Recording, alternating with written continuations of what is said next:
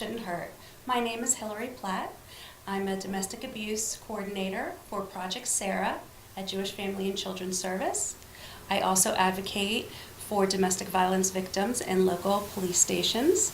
And we have this show where we talk about various topics related to domestic abuse. I'd like to thank Linda Hinkle, family law attorney, for joining us. Fun fact, Linda is actually the reason I have this show because Linda came to Jewish Family and Children's Service and was kind enough to speak to us about different laws and issues pertaining to domestic abuse and invited us on her show. And that's how it all came about. So thank you, Linda. Absolutely. Glad you're continuing this. Thank you. I am too. So I know that you are a family law attorney, but when I went on your website, I saw that you also do estate law, elder law and estate law. Correct. So I wanted to say that. And congratulations. I just found out that you got a new building. I did in Washington Township. That's amazing. Yes, I'm pretty excited. It's a great opportunity for us to grow. And you have a blog too, I saw? Well, we have on our website, we do blog and keep up information about the different practice areas that we do.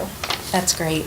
And I saw that you have a book. Is that new or is that something? No, that's about a year old. Okay. About divorce and finding a divorce attorney in New Jersey. Right. So it's called Breaking Up, Finding and Working with a New Jersey Divorce Attorney. And I saw that if you go on your website, you can click to buy the book. Absolutely. That's wonderful. There's so many issues with family law that pertain to domestic abuse, and it's so important for someone who's a victim of abuse to go to a lawyer like you who's passionate about it and knows things about it, because several of clients that I know of, they're in a position where their finances have been compromised. Maybe they'll go to a lawyer that is not specialized, and that lawyer with all the best intentions will give them advice, and it ends up, maybe hurting the person in the end. So it's so important to know how to navigate the system and to go to a lawyer that can help you with that. And I saw on your website that if you are referred by a friend or maybe Project Sarah, that you have free 30-minute consultations. I do for everybody, free consultations for everybody, but I will say that in domestic violence situations, I always take that very seriously. And one of my big pet projects, as you know, is that there are not legal services for victims in New Jersey. There's very little opportunity for them to get pro bono resources. You have a great program at Project Sarah, but that's one of the very few programs that are available. Right. And we do refer to Camden County Law and Social Justice, right, which is amazing, but, which we can explain later, unless you have, unless your abuser has committed one of the predicate acts, which is like physical abuse, stalking, terroristic threats, they can't help you, and you also have to be a certain income level. Correct. So that's very, very specific. And they can only take a limited number of clients Exactly. as well, certainly. Exactly. So can you tell us where your offices are located? We are now in Washington Township, and also we have an office in Marlton, although that soon will be an office in Mount Laurel. Oh, okay. Yes. Okay, so I had seen Blackwood, no? Blackwood is where we moved from Washington Township. Got it, okay. So I want to talk a little bit about types of abuse, and then you can tell me what you typically see. Because I actually recently had a friend who's a lawyer who was so sweet, and he posted on his Facebook page that he recently saw a client who was physically abused, and he was really appalled by it, and he put out the Project Sarah information. Mm-hmm. And what I wrote him back was, thank you so much for the outreach and education, because it helps when people realize they're not alone. However, a lot of times people won't realize and be able to label it as abuse because they're not being hit. Correct. So abuse can also be emotional, and it can also be financial. Certainly. And those are really the two big forms of abuse that I see a lot. And until you're speaking to your client, they don't realize until they say, oh yeah, well he said he was going to kill me or not let me go, and not realize that those are terroristic threats. Right. Or make you so emotionally negligible that you don't have your own closet, you're afraid to drive, you have $5 in your wallet even though you live in a big home. Right. So we want to make these people aware that they are being abused, and there is help for Absolutely. them. So there's a legal standard for domestic violence that's sometimes more difficult to meet. Yeah. And many times judges or police or officials will look at physical abuse as, okay, well, clearly here we have an abusive situation. Right. But any of these other things, very often, even though it's serious, and it's very serious, they won't get the same attention. Right. And that's unfortunate and not the way the statute was intended. That being said, I can't tell you how many people come into my office who are not going to get restraining orders because they just don't meet the standard, but there's clearly abuse happening. Right. And unfortunately, it's so much more widespread than we realize or can possibly track. And unfortunately, I'm sure you see this a lot. I come across a lot of victims where a couple things happens. They're so emotionally abused that they sign away everything just to get out. And then they find themselves really in financial hardship, and there's not much financial help out there. Or they are in these relationships, some of them are fortunate enough to get lawyers to get through the divorce, but then the abuse doesn't stop. Right. And the courts can sometimes be a source of abuse because the person who's the abuser usually has more of the financial resources Right. because that's the way they've set it up. Right. And they can bring the lawyer into court and fight for custody of the children. The children become an instrument of abuse. Yes, yes. And I've had several clients where, and I just want to preface this by saying, of course, my clients' anonymity is the most important thing, and I might just put a couple different clients into one example. But I've had clients where not only are they dragged through the court system and then end up in a trailer or in their friend's home or couch surfing because they've been financially devastated, or I've had clients where they're finished with the courts and that abuser wants to hold on to that control so much, they'll call DIFUS, which is now DCPP. Oh, yes, yes. Fortunately, I have had great experience working with DIFUS where they have been able to call a spade, and they have been able to see that it's master manipulation and the moms are good moms, and I've even had so far as to have one DCPP report say that the abuser who was accusing the victim should no longer see the kids without supervision because they're manipulating the kids so horrifically. Absolutely. So that's like at least the good ending, but that doesn't always happen. That doesn't always happen. Now, there's the good news and bad news with DCPP. The great thing about DCPP is if they come into a situation and there's some need, and it may not even be that the person has done something wrong, but Right. that there's financial need or there's need for therapy. Right. Suddenly, now that they're involved, they can provide services at no cost to the family that needs it. And that's the positive of DCPP. And I often tell my clients that, and there's a certain stigma with DCPP, and they get scared to want to call. But if you're a good parent and you're being abused, DCPP will see that, and you have people to advocate for you. And I do have a client that the kids have been so emotionally scarred, and when you share custody, in order for the kids to have therapy, the father has to sign off on it. Unless DCPP is involved. Unless DCPP. 'Cause they can trump everybody. Exactly. So that's also why I recommend them, because then they have the Carers Institute and Twin Oaks, Yes. and they come Great out. programs. Yeah. Will come to the home. Exactly. And very comfortable for the children. Right. Great programs that you can sometimes get privately because there is a limited circle of those sorts of counselors that deal with these issues, Right. and specifically for children. Yeah. So you don't have to pay, and the abuser has no control over it. Right. So that is a. So that's the positive of DCPP. Now, the negative is, of course, you don't always have great caseworkers. Right. And sometimes things get out of control, and sometimes you may even need an attorney's intervention. So DCPP has two things that they can file in court, and they don't have to file anything in court. They can just come in and offer services, or they can file what's called a Title IX action, which means that there's actually abuse and neglect, and their intention is to try to reunify the family, but if that fails over time, to terminate parental rights. That's when there's something happening. Yeah. And then the Title 30 is, this is a family in need of services. And they'll go in and they'll monitor over time, and they'll create a plan, and the judge will have to approve. But many times they'll just come in and offer the services. So I have clients that it's kind of a he said, she said, where, and forgive me for using the gender where the male is the abuser, because we certainly know that there are male victims out there, and we give specific services and outreach material to male victims, so we're very aware of this. But just to make it easier, I'm going to give these examples. Some music break in there. I'm trying to think of the example I was thinking of. I lost my train of thought. It happens. Music, it just, but no, I absolutely, there's many men, and of course in same-sex relationships too, there are issues. The problem, of course, for men in abusive situations is there's such a stigma against them. They don't want to come out. I've had a number of clients who don't want to pursue it. They don't want to do a restraining order even though they're clearly in danger, because they fear being laughed at or feeling that their manhood is being compromised in some way. Oh, thank you. You reminded me. So that's like where the he said, she said is, where if they don't put a report in, or the predicate acts really aren't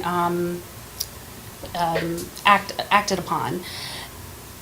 We have clients that will say to their lawyers, well, he's been very abusive and he's physically hurt me, emotionally hurt me, and then the abuser counteracts and says, that's not true. As a matter of fact, she's the one that was abusive, but my clients have no money, they have nowhere to stay, and they have no proof. Right. And that's difficult. And when you're talking to a victim, you want to empower them and you never want to tell them what to do. Right. And especially because they know best what's most dangerous for them. But it kills me because a lot of times if there's no police report, they do have no proof. It is a he said, she said, and they're out of luck. They don't have access to certain services. They don't have access to a lot of things. And also when they finally do go to court, maybe for a divorce or whatever have you, and they bring these issues up, a judge is going to say, well, where's your restraining order? Right. Oh, well, I guess it wasn't that serious because you didn't go to the police. That's not what it means at all, Your Honor, but Right. that's what they sometimes think. Right.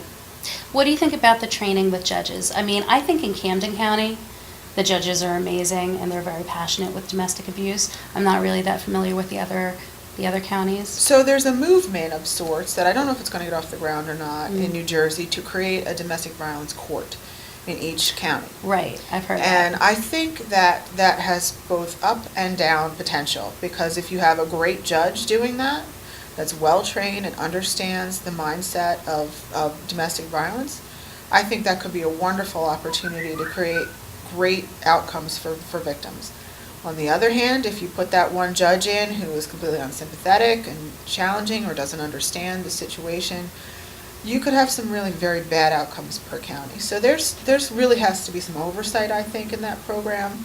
But I think it might be the wave of the future. That might be what we're dealing with. Now it spreads out over different judges in the family court.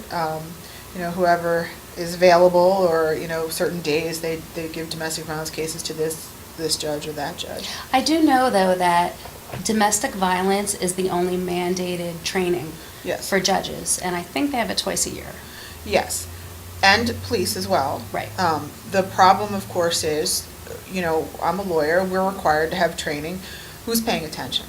Right. You go into your mandatory training and you sit there and you do your requirement, but that doesn't mean that you're absorbing the information. Right. And I think that some people do and some people don't. It's very difficult. I think it's a great thing that we have it, and we should always have it. But does that mean that the outcome is always great? Not necessarily. And I think that perhaps what needs to happen there is more of an interactive program where not just training, but where judges might be required to perhaps go and spend some time in a shelter, experience what's going on with people who are actually going through this so they can understand the mindset better. Because victims don't make good witnesses very often. Right, and I was just going to say that I've brought up before in meetings that I feel like it would behoove the system to have training for both officers and judges on PTSD. Yes. Because victims, it's like they've been living in a war zone. Right. And when you talk to a victim of domestic abuse, they could have never been physically hurt. It doesn't matter. They can, be startled by a noise. Their thoughts can be fragmented. They can go off on tangents. It could be hard for them to express themselves. And when someone is sitting across from me, I understand what's happening, and I redirect them, and I validate them, Yes. and I tell them that I understand why this is happening, which a lot of times they don't. Right. And just that validation is amazing. And to go before a judge and the judge say, 30 seconds or less, tell me what's going on, that would startle the most stable person. Yes, and a person who has recently experienced abuse, very often they'll have a very flat effect when they're giving testimony. They'll describe the most horrific things in a very calm, very chill way, as though they were discussing their grocery list, because they're trying to survive it. Right. And then they might become passionate about something that you and I might consider unimportant. And then he took my French fries, and that's the worst thing that ever happened. And judges don't understand. That's just a reaction to abuse. It's not that the person's not, it's not that it didn't happen or that it's not serious. It's that this is how they're coping. Right. And that's very difficult to convey to a judge who just simply doesn't or won't understand it. Right. So how do you think, where can we go? Who can we speak to about possibly upping these trainings? Well, I mean, the whole purpose, the training originally came from the Act. So legislators can pass anything that, that they are pushed to do so by the populace that voted for them. We can certainly do that route. That's certainly the most effective, because that's what the Office of Courts listens to the most, is legislation, because they have no choice. Right. And I remember when you came and spoke to us, you were very passionate about the fines and where that money should go. Can you talk a little bit about that? I am still very much working on that. So my idea is this: there's a domestic violence surcharge. Usually it's $50. It can be more, but most judges will just click off the $50, and that is when a final restraining order is entered against the person, they have to pay this $50 fine. I have uncovered that a great deal of that is not collected, but what is collected is put in domestic violence fund, which is given out to grants, to shelters, and different programs throughout the state. Very important work. However, very little of it goes to legal services, and I feel that there ought to be a separate surcharge that strictly goes into legal services to help victims with things that happen afterwards, particularly victims who don't have the financial resources to handle that themselves. So the divorce, the custody matters. So the courts can't be a weapon against them any longer. Right. I mean, I could spend that much on a ticket. Right. A parking ticket. Yes. It just doesn't seem feasible. Right. Well, I mean, we have to choose what our priorities are. Right. A DUI surcharge is $1,500. For domestic violence, it's $50. What's important? I mean, that's important too, but are we valuing the many, many men and women throughout the state of New Jersey whose lives have been devastated by the abuse of one person as much as this other situation, which is also dangerous, but sometimes actually doesn't even lead to a fatality or an ailment. Right. Sometimes they're caught well before anything happens, Right. and the surcharge is the same. And then what I would like to see happen is not only the fines go up and put towards legal services, but then the definition of what a victim is be changed for those circumstances, so that you don't have to have a police report where something physically happened to you. Maybe, a letter from a domestic abuse case manager or a shelter or a therapist saying that you are a victim of abuse. Mhm. Because a lot of times that also hinders people that, haven't come forward. And maybe they haven't come forward because the 14 predicate acts weren't acted upon, or maybe they didn't come forward because it could have killed them, Right. or their children, or one of their family members, and they're, like you said, surviving, and that's a way to protect themselves more. Right, and there's a lot of pressure for certain industries as well. So if there's a final restraining order against your husband, or your boyfriend happens to be a police officer, he's not going to be providing support for you. Right. And how are you going to take care of your children? Right, because your weapons get taken away. Right. If they're in the military, a lot of pressure there. If there are certain high-tech jobs where they have security clearance, that sort of thing. A lot of the high-money jobs, actually, that's a real issue, and so people feel that they're going to have no resources, which, we could say, well, that's not as important as your life, but, who are we to make judgments about how someone is concerned about caring for their children? So I don't know much about law, and I always say never give out legal advice. But I do know to ask my clients if they're in the beginning stages, which is why also the outreach is so important, because we want to try to get those clients when they're starting. Right. I often ask them if their lawyer has filed for, am I saying it right, pedente lite? Yes.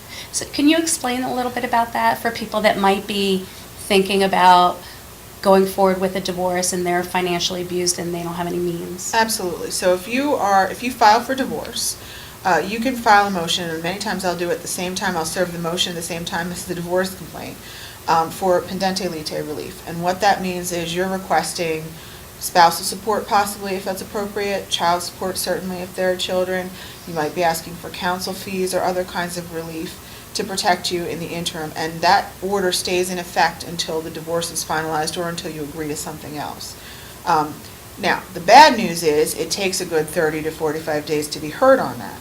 So, I often counsel people when they come in early before they do the divorce, sock away what you can, or Right. make sure you have some support from family or friends to get you through that period of time, because you may not get anything from him, I'm going to say him in this case, during that period, and you need to be able to survive. So put away the money, get your war chest ready.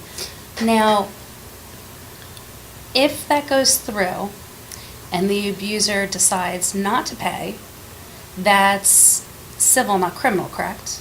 It is. Now, here's the thing. If the abuser has a job where they appear on some Social Security record somewhere, probation is going to go after their check, and there's nothing they can do about it. Okay. If they don't have a job, or if they work under the table, or they have a business where they're, Right, they're which happens keeping a their lot. funds hidden, then you have a much more difficult time collecting money. Yeah. But as long as they have a job where they're collecting a paycheck, you can levy against it. Yeah, so can you do that right away, or do you have to wait? It takes probation, depending on the county, a couple of weeks to set that up, but once they do, they will give you a card, like a credit card, and the money will appear on there every couple of weeks, and there you go. Right. Yeah, because I have clients that are afraid that during that period when they've decided to leave before they get divorced, which could be months and months, that they're going to have no support. Right. Well, and that will happen if you have an abuser who is hiding resources through a business, whatever have you, or they, and I've had people do this, they quit their job so that they Right. can't, you still get pieces of their unemployment.